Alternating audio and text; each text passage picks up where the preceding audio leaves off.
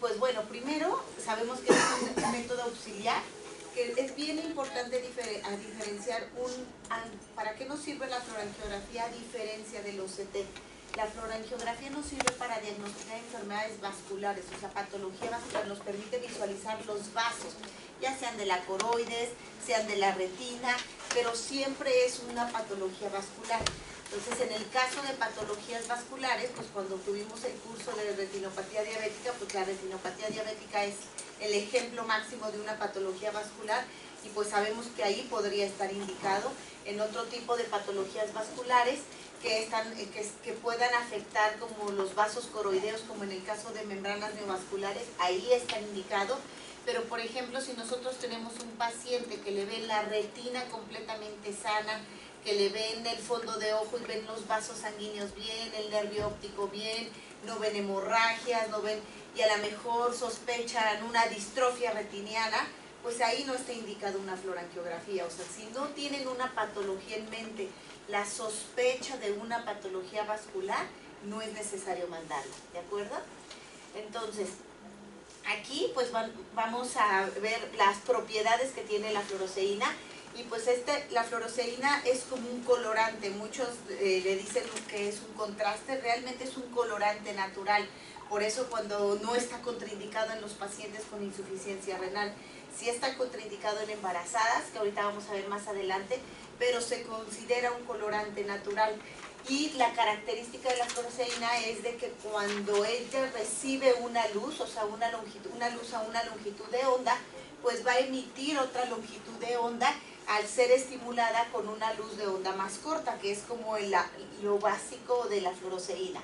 Ahora, cuando, por ejemplo, hacemos la fluoroceína, pues tenemos que saber y conocer exactamente qué fluoroceína estamos aplicando, porque hay muchas presentaciones. Hay desde el 10%, el 20%, 2 mililitros, 3 mililitros, 5 mililitros, pero lo importante es saber la cantidad de fluoroceína que tenemos que aplicarle a nuestro paciente. Definitivamente, si el paciente es insuficiente renal, pues a lo mejor podemos bajar un poquito la dosis a todavía una dosis que nos pueda dar una fluorescencia. Entonces nosotros sabemos que entre 300 y 500, o sea, la literatura te dice que son 500 miligramos. Si esta fuera el 10%, pues entonces tendrías que usar todo el frasco de 5 mililitros. Pero hay fluoroceínas que tienen 3 mililitros al 20% y pues ahí son 600 miligramos. Entonces a veces desde la mitad de ese frasquito, 300 miligramos, puede todavía pintar adecuadamente. ¿Qué pasa si es una dosis muy bajita? Pues las fotografías no te van a salir tan definidas. O sea, por ejemplo, necesitas ponerle más flash para que te pueda salir un poquito la imagen de mejor calidad. Y la emisión, o sea, bueno, el estímulo al que recibe tú pasas la fluoroceína y se va a estimular con una luz y va a emitir otra longitud de onda, que es esto lo que está aquí. Entonces, es importante saber que la fluoroceína se une a las proteínas plasmáticas y se va a ir por el hígado y por el riñón. Entonces se va a ir, y eso es importante cuando le dices a tu paciente. El paciente pues se va a poner amarillo, le vas a decir que en la piel va a estar amarillo, que no se asuste, que va a estar orinando amarillo, y eso es completamente normal. A pesar de todas estas situaciones de la fluoroceína, es bien importante, bueno, ahorita lo vamos a ver adelante, que es un proceso o es un procedimiento invasivo. Tenemos que tener mucho cuidado porque puede haber una crisis, por ejemplo, de alergia, de que se le cierre la glotis, puede caer, o sea, puede desmayarse un paciente. Entonces, estas situaciones te hacen que por ley tú debes de tener un carrito rojo muy pequeño, o al menos lo básico para poder reanimar a un paciente en caso de realizarse una fluoroceína. Si el paciente te dice, no, es que la vez pasada me puse súper mal, pues mejor tratas de evitarla y ver si puedes indicar algún otro estudio que te pueda ayudar. Esta es lo mismo, lo que platicamos de la absorción y de la emisión y cómo funciona la fluoroceína. O sea, por ejemplo, tiene un filtro de excitación, que es un filtro azul, y un filtro de barrera amarillo y verde, que es el que hace que cuando regrese te emita o te dé la imagen. Entonces, la técnica, pues el paciente se recomienda que esté en ayuno, no necesita un ayuno de 8 horas, la verdad es que con 4 horas, o a veces si las fluorangios empiezan, no sé, 12 del día, a lo mejor un desayuno muy tranquilito, pero, o sea, que no desayune muy fuerte, y siempre tienen que estar dilatados en caso de cámaras no midriáticas. En caso de cámaras no midriáticas pueden no estar dilatados, pero lo ideal es que el paciente esté dilatado. Ustedes van a ver y vamos a ver más adelante que ya hoy a lo mejor lo que ha cambiado de la fluorangiografía es como el campo de estudio que puedas tener antes. Pues tenemos nosotros campos desde 30 grados, 45 grados, 55 grados, y te dicen, mire, arriba, abajo, derecha, y muchas de las cámaras normales no te daban la periferia. Hoy ya hay fluorangiografías de campo amplio que en una sola foto te dan prácticamente hasta 220 grados, y entonces te permite ver mucho más en una sola foto, pero aún así el paciente tiene que estar dilatado. Reacciones adversas, pues todas estas, desde náusea, vómito, prurito, que son muy leves y pueden suceder. La mayoría, yo creo que de las más comunes son las náuseas, de acuerdo, el paciente se siente mal y empieza, y a veces a mitad del estudio quiere vomitar, ni modo, se tiene que separar. Y ahorita van a ver lo importante es que se separe un paciente o que le dé náuseas a mitad del estudio, porque la fluorosemia va a seguir pasando y las fases de la fluorangiografía van a ir pasando. Entonces, si tú querías de una patología en específico tener una foto muy temprana, pues nos va a costar mucho más trabajo o ya no va a ser tan útil esta. Las reacciones moderadas, urticaria, síncope, tromboflebitis, necrosis tirosular local, eso es bien importante.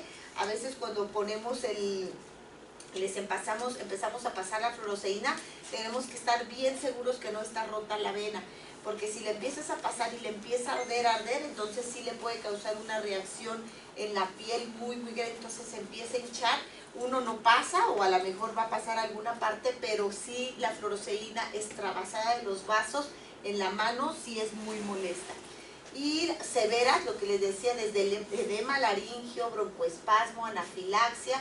O sea, y un paciente puede, si no está en ese momento, hace una de estas reacciones y no es bien atendido, pues puede causar la muerte. Entonces, es bien importante saber a quién vamos a mandar estos estudios. Déjenme regresarme una, porque con esta creo que ya no se puede recuperar.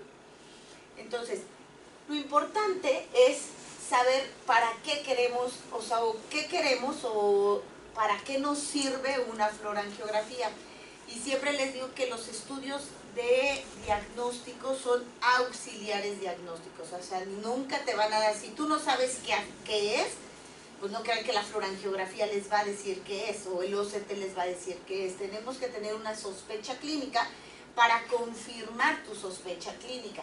Entonces, nosotros tenemos, o sea, nos va a identificar, por ejemplo, algunas alteraciones, documentar en caso de que el paciente, por ejemplo, diga no veo, y a lo mejor tú dices, bueno, pues es diabético, puede tener a lo mejor un infarto en la fobia que yo no veo, pues a lo mejor es documentar esto. Y a veces en seguimiento, por ejemplo, ¿en qué aplica seguimiento? A lo mejor en esos pacientes diabéticos que fueron tratados, o sea, que son tratados con láser, y tú quieres saber, porque cuando ya el paciente es tratado con láser es muy difícil a veces identificar si la enfermedad se reactivó.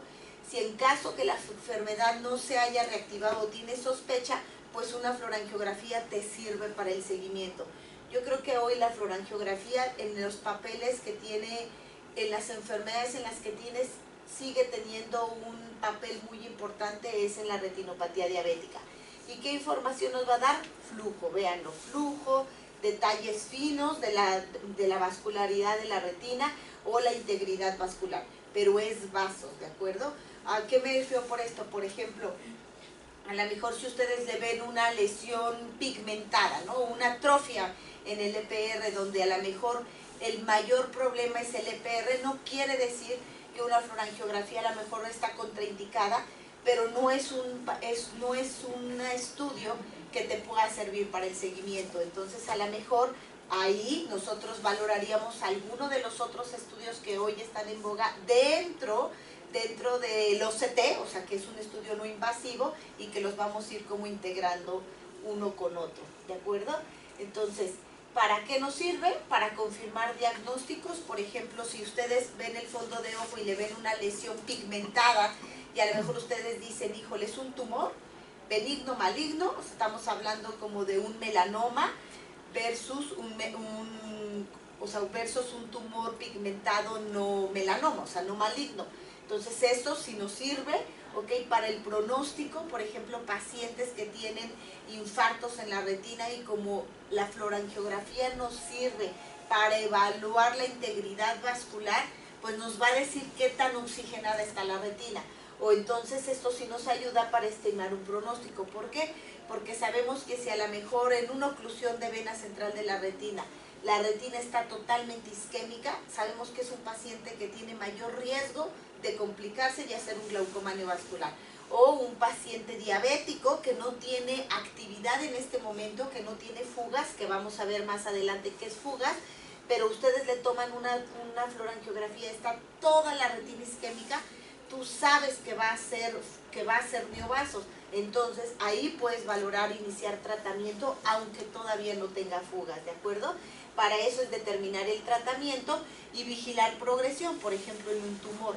Si tú ves un tumor y a lo mejor ahorita lo estás como fotografiando y más adelante a lo mejor todavía tienes duda en que sea benigno, maligno, pues para estas situaciones sí te puede ayudar, ¿de acuerdo? Contraindicaciones totalmente, lo más importante es embarazadas. Nunca hagan una fluorangio en una embarazada, ¿de acuerdo? Y obviamente el que no haya tenido una reacción adversa previa grave, ¿de acuerdo? Entonces aquí vamos a entrar a todas las fases, o sea, cuando uno manda una fluorangiografía es bien importante identificar, por eso siempre decimos que las fluorangiografías, lo ideal siempre sería que le hiciera el oftalmólogo, ¿no? Pero la verdad es que a veces cuando alguien, el técnico está mucho en la fluorangiografía, conoce muy bien y sabemos qué queremos y muchas veces va a identificar o va a saber hasta en qué ojo iniciar, eso es también hasta importante. Si yo tengo un paciente con retinopatía diabética en los dos ojos, pero quiero ver si fuga, pero en un ojo tiene datos de edema macular, pues si es el izquierdo, yo no voy a empezar con el derecho. Yo necesito fases tempranas en el ojo del edema macular y entonces voy a empezar con el izquierdo. Entonces por eso, cuando ahorita vayamos viendo fotografías van a ver que siempre iniciamos con fotoclínica. Y de acuerdo a cómo ves la fotoclínica, porque el técnico no la conoce, o a lo mejor hasta el oftalmólogo que le llegó a hacer la angiografía ni siquiera conocemos al paciente. Entonces las fotos te ayudan a decir, a ver, ¿qué quiere? ¿Qué querrá saber el médico que envía el estudio? Entonces si tú ves la lesión en el izquierdo, tienes que empezar en el izquierdo, porque si ustedes se dan cuenta, las fases, estas son todas las fases que nosotros tenemos que identificar y fotografiar en una fluorangiografía. Entonces son muy rápidas.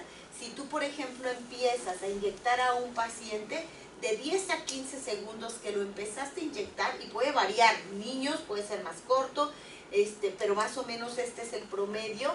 Sabemos que desde que terminas de inyectar tienes que estar como a los 5 segundos, a lo mejor empezar a tomar fotos, todavía no llega el colorante, te esperas, pero en el momento en que empiece a llegar ¿el colorante a dónde creen que va a llegar? ¿A la arteria o a la vena?